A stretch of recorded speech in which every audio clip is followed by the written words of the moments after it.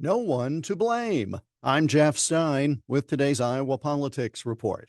The Pentagon reviewed how the agency and its personnel handled Defense Secretary Lloyd Austin's secret hospitalization earlier this year and issued a report finding no one to blame. Hope you were sitting down for that shocking revelation. In other words, the agency and personnel that may have done wrong took a look at their own actions and said there was nothing to see here.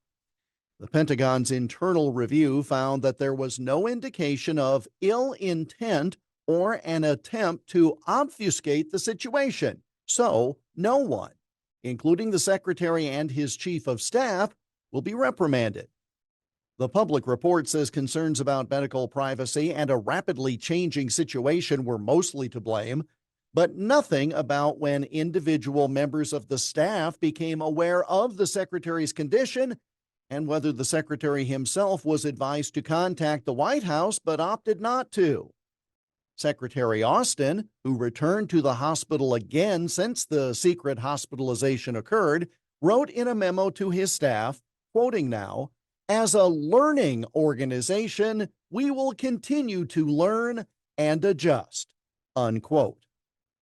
The House Armed Services Committee is not impressed by the Pentagon's report and will ask additional questions at a hearing with the Secretary on Thursday.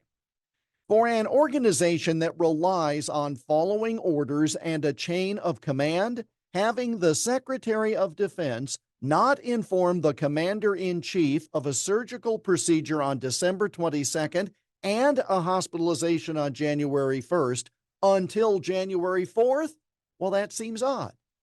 The continued secrecy about details surely seems like an attempt to obfuscate.